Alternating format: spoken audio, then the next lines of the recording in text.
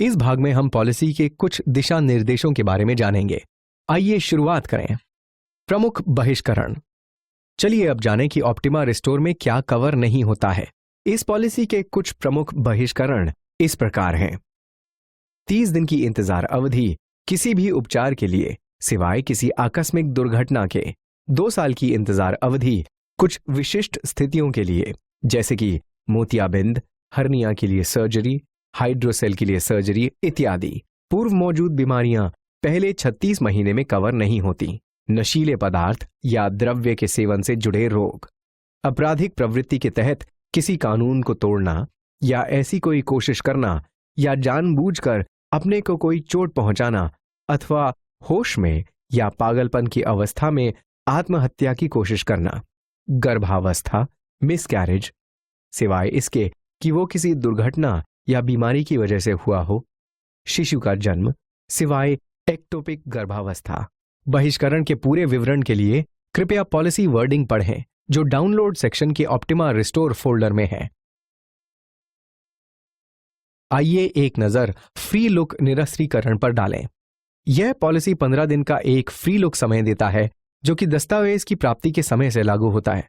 ये बीमाकृत व्यक्ति को नियम और शर्तों को विस्तार से जांचने की छूट देता है, और यदि वो इनसे संतुष्ट नहीं है तो वो पॉलिसी को निरस्त करवाने के लिए आवेदन दे सकता है और दी गई राशि वापस ले सकता है।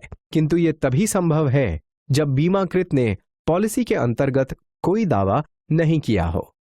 निरस्त करवाए जाने पर चिकित्सकीय चेकअप, स्टैंप ड्यूटी खर्च और अनुपातिक रिस्क प्रीमियम निकालकर बकाया धनराशि वापस कर दी जाती है।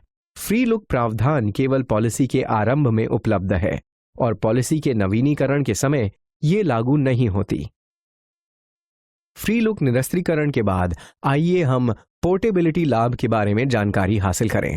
IRDA के नियमानुसार पोर्टेबिलिटी लाभ हर हेल्थ इंश्योरेंस प्लान पर लागू होता है, जो भारतीय नॉन लाइफ इंश्योरेंस द्वारा जारी किया गया है।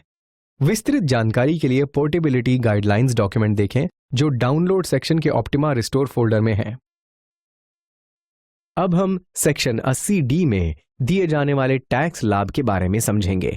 हेल्थ इंश्योरेंस खरीदने से ग्राहक के ऊपर टैक्स का बोझ कम होता है, क्योंकि वो सेक्शन 80D के तहत टैक्स छूट के योग्य हो जाता है। करदाता को 25,000 रुपए तक की छूट मिलती है यदि उसने यह प्रीमियम स्वयं, अपने जीवन साथी और बच्चों के लिए दिया है। इसके अलावा यदि वो अपने माता पिता के लिए भी प्रीमियम देता है तो उसे अतिरिक्त 25,000 रुपए की छूट मिलती है, और यदि इनमें से कोई वरिष्ठ नागरिक है तो ये छूट 30,000 की हो जाती है। इस भाग में हमने महत्वपूर्ण निर्देशों को कवर कर लिया है। अब हम अभ्यास परीक्षा के द्वारा जानेंगे कि आपने इन्हें कितना समझा है।